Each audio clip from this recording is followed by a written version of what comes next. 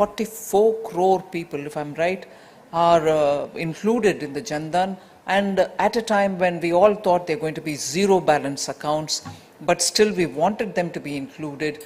Today they surprise us with more than 1.40 lakh crores as deposits in their accounts.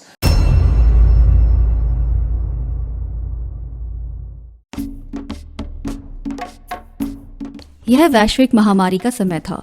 महीनों तक अर्थव्यवस्था हाशिए पर खड़ी थी। लाखों लोगों का रोजगार छिन गया। फिर भी गरीबों के बैंक खातों का पैसा जैसा का तैसा रहा। जनधन बैंक खाते इसलिए खोले गए थे कि सरकारी योजनाओं का लाभ सीधा गरीबों तक पहुंचे, लेकिन अधिकांश खातों में से एक भी रुपया नहीं निकाला गया।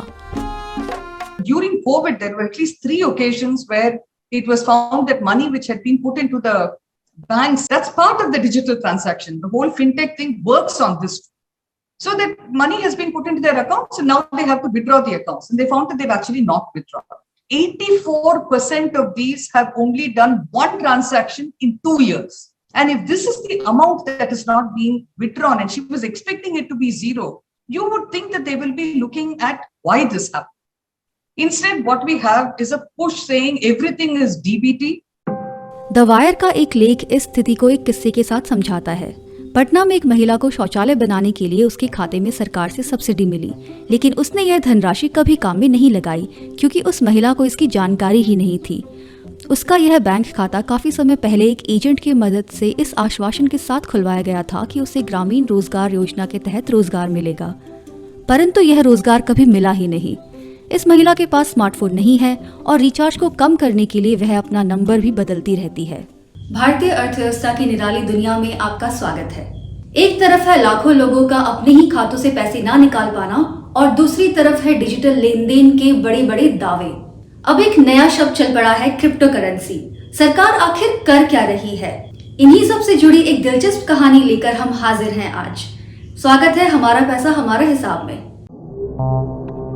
डिजिटल लेन देन में काफी बढ़ोतरी हुई है। हम इसके आंकड़ों से असहमत हो सकते हैं, लेकिन इसमें होने वाली वृद्धि का आंकड़ा बहुत बड़ा है। हालांकि हमारे देश का बड़ा हिस्सा इसके बारे में बिल्कुल भी समझ नहीं रखता। सरकार अधिक से अधिक लोगों को डिजिटल लेन देन के लिए बाध्य करने के लिए नए नए तरीके लेकर आ रही है। ऐसा क्यों? क्योंकि यह तेज है, आसान है और सबसे महत्वपूर्ण यह है कि इसे ट्रेस किया जा सकता है। इसमें आतंकवादी समूह, नशीले पदार्थ बेचने वाले समूह, टैक्स न भरने वाले भी शामिल हैं। इससे राष्ट्र विरोधी गतिविधियों का आसानी से पता लगाया जा सकता है, परंतु राष्ट्र विरोधी गतिविधियों की लिस्ट बहुत लंबी है। पैसे के डिजिटलीकरण में बहुत आगे निकल चुके देशों से इसका प्रमाण मिलता है। जूलियन असांज द्वारा शुरू किए गए विकीलीक्स को 1 दशक से भी अधिक समय में वीजा तथा मास्टरकार्ड जैसे वित्तीय मध्यस्थों द्वारा चंदा लेने से वंचित रखा गया है। सरकार के खिलाफ प्रदर्शन कर रहे कनाडा के ट्रक ड्राइवर भी अब इससे जूझ रहे हैं। पिछले हफ्ते ही रूस को भी अंतर्राष्ट्रीय सीमा भुगतान नेटवर्क से बाहर कर दिया गया। यह नेटवर्क स्विफ्ट के नाम से जाना जाता है। कुछ लोग ये तर्क दे सकते हैं कि रूस के खिलाफ ये प्रतिबंध पूरी तरह से जायज हैं, परंतु वित्तीय प्रतिबंध के साथ समस्या ये है कि ये प्रतिबंध लगाने वाली संस्थाओं की तरफ से उनकी मर्जी से चलते हैं। कल इस स्थिति में कोई भी देश या व्यक्ति आ सकता है। एक क्लिक से आप इस पूरे सिस्टम से बाहर हो सकते हैं, और अगर आप इस सिस्टम के अंदर हैं, तो आपकी हर गतिविधि पर नजर रखी जा सकती है।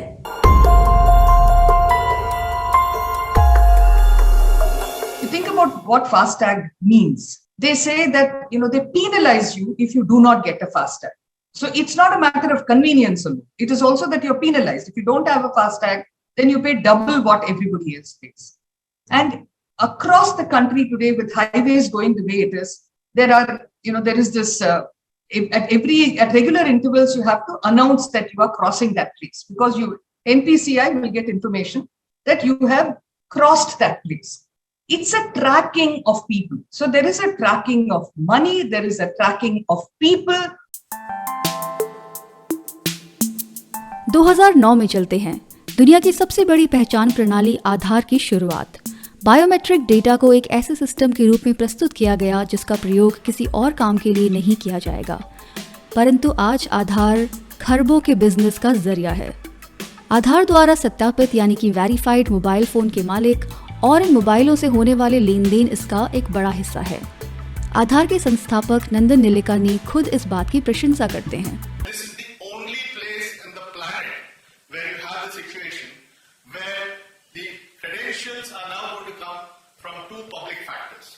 there's no errors. The phone replaces the card and the PIN continues. But in the second phase, you will use an Aadhaar authentication on your phone using either your fingerprint or your iris. So you're able to create two-factor authentication without getting into credential management. Which means two guys in the garage or in the K-Start incubator can build an Apple Pay experience. Think about the implications of that. वित्तीय लेन then के विषय में पर्याप्त जानकारी उपलब्ध है, जिसमें बहुत अधिक पैसा है।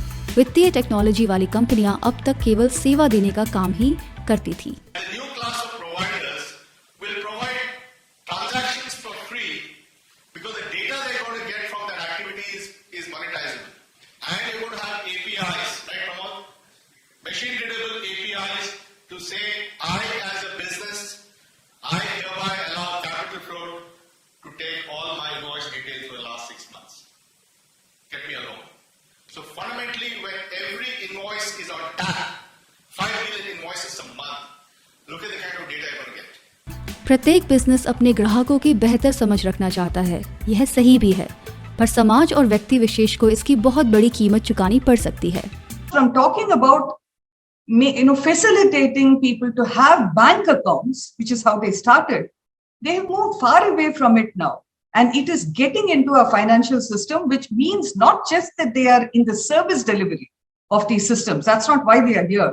But that they are in the control of how monies get spent, how monies move, how people use these monies. They are in that control space.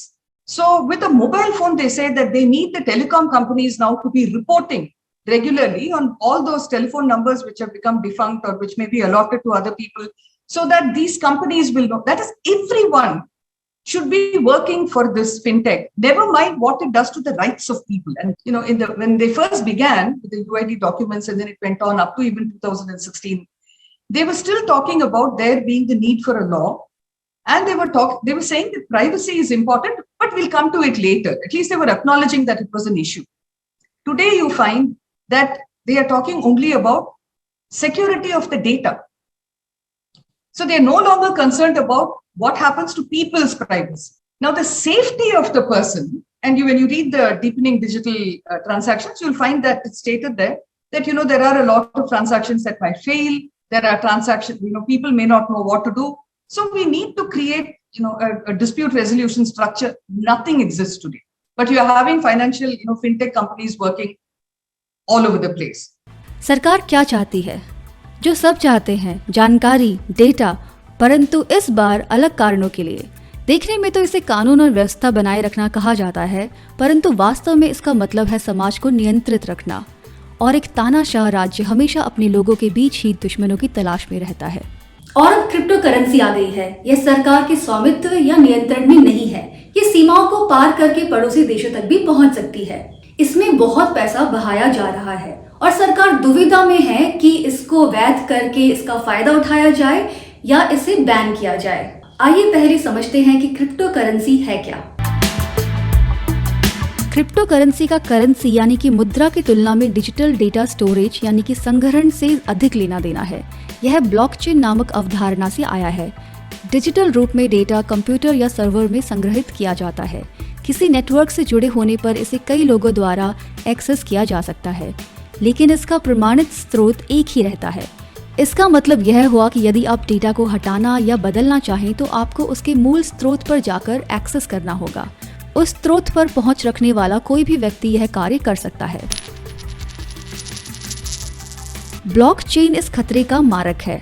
Data को एक स्रोत में संग्रहित करने के बजाय इसे कई स्रोतों में संग्रहित किया जाता है जो नेटवर्क का हिस्सा है। डेटा में अधिक बदलाव करने के लिए और इसे मान्य बनाने के लिए उन सभी स्रोतों में बदलाव किया जाना होता है।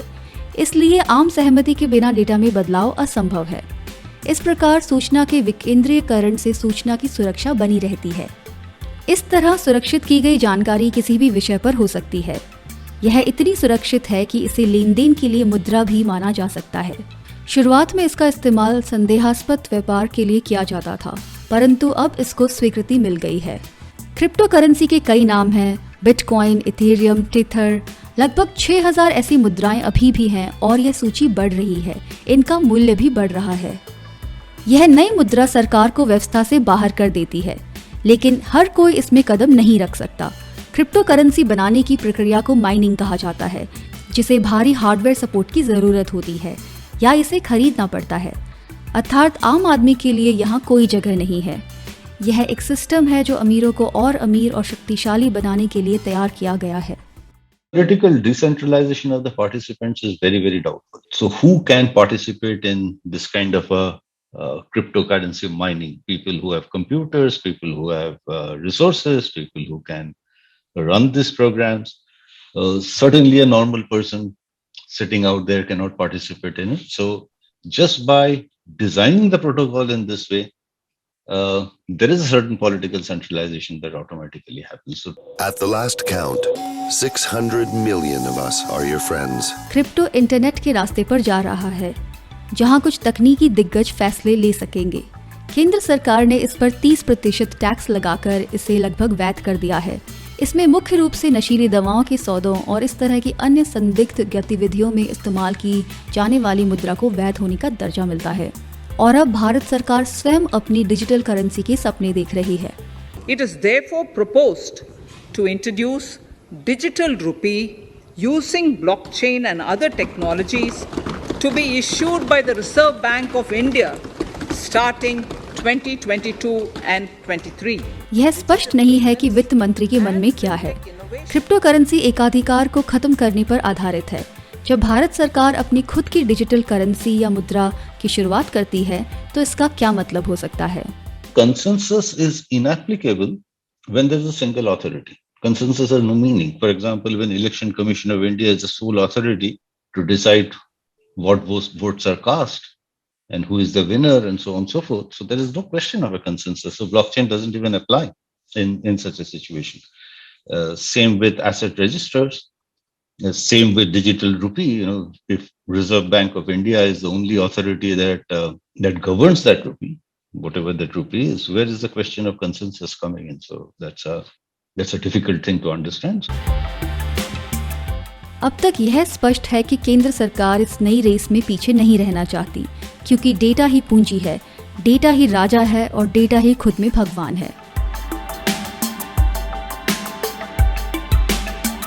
यह एक बहुत गंभीर स्थिति है, पर ये पूरी बहस कुशलता बनाम गोपनीयता तक सिमटकर रह गई है। यह समझने का वक्त आ गया है कि सिर्फ गोपनीयता ही नहीं, हमारी आजादी भी दांव पर लगी है। और अब वित्तीय जगत की कुछ और खबरें। रिलायंस ने बिग बाजार को टेक ओवर कर लिया है। 25 फरवरी की रात को आश्चर्यजनक रूप से अधिकांश रिटेल दुकानों पर रिलायंस के कर्मचारियों ने अपना अधिकार कर लिया। इस दौरान ग्राहकों को आग्रह किया गया कि वे वहां से निकल जाएं। रिटेल फ्यूचर समूह, जिसके पास बिग बाजार था, ने इसे रिलायंस को बेच दिया था, लेकिन यह डील कानूनी लड़ाई में फंस गई है। अमेज़न ने अनुबंध के उल्लंघन के लिए इस बिक्री को चुनौती दी है। अब जब भौतिक रूप से अधिकार इनके पास नहीं रहा, तो यह बताया जा रहा है कि अमेज़न कोर्ट से बाहर समझौता करने की कोशिश में है। इस सप्ताह पेट्रोल और डीजल की कीमतों में वृद्धि की उम्मीद है। हालांकि अंतर्राष्ट्रीय स्तर पर यह मूल्य बढ़ गए हैं, लेकिन भारत में 5 राज्यों में हो रहे चुनावों की वजह से केंद्र सरकार इसे लागू नहीं कर रही है। चुनाव का आखिरी चरण 7 मार्च को समाप्त हो गया है। इसके बाद इन मूल्यों में कम से कम 12% वृद्धि का अनुमान लगाया जा रहा है। सरकार का मजाक उड़ाते हुए राहुल गांधी ने ट्वीट किया कि शीघ्रता करिए, मोदी जी का चुनावी ऑफर जल्द ही समाप्त होने वाला है। भारत के गरीब अभी भी कोरोना महामारी के प्रभाव से होने वाली आर्थिक आपदा से उभर नहीं पाए हैं। एक सर्वेक्षण से पता चला कि 66% आर्थिक रूप से कमजोर परिवारों की आय उनकी कोविड से पहले की आय की तुलना में कम हो गई है। 60% परिवारों की आय पहले के मुकाबले आधे से भी कम है। 21% परिवार ऐसे हैं जिन पर 50,000 से भी अधिक कर्ज है। केवल 34% परिवारों के पास खाने के लिए पर्याप्त अनाज है। ये जानकारियां भोजन का अधिकार अभियान द्वारा जारी किए गए हंगर वॉच रिपोर्ट से ली गई हैं, यानी कि बुरे दिन अभी खत्म नहीं हुए हैं। रूस पहली बार स्वायत्त हार्ड करेंसी कर्ज के भुगतान पर चूकने वाला है। विदेशी निवेशक रूबल में बॉन्ड लेकर फंस गए हैं, क्योंकि रूस के केंद्रीय बैंकों ने कूपन भुगतान पर अस्थायी रोक लगा दी है और सेटलमेंट सिस्टम यूरोक्लियर ने रूसी पूंजी को स्वीकारना बंद कर दिया है। मॉस्को के 640 खरब डॉलर के भंडारण का अधिकांश हिस्सा पश्चिमी देशों ने रोक लिया है। यह प्रतिबंध अंतर्राष्ट्रीय पूंजी प्रवाह को भी प्रभावित कर रहा है। क्रिप्टो करेंसी के मामले में यूक्रेन को फायदा होता दिख रहा है। यूक्रेन सरकार ने युद्ध से ठीक पहले क्रिप्टो करेंसी को वैध कर दिया था। ब्लॉकचेन एनालिटिक्स फर्म एलिप्टिक के अनुसार यूक्रेन ने अब तक क्रिप्टो करेंसी के रूप में चंदे में 24 अरब से अधिक धनराशि जुटा ली है।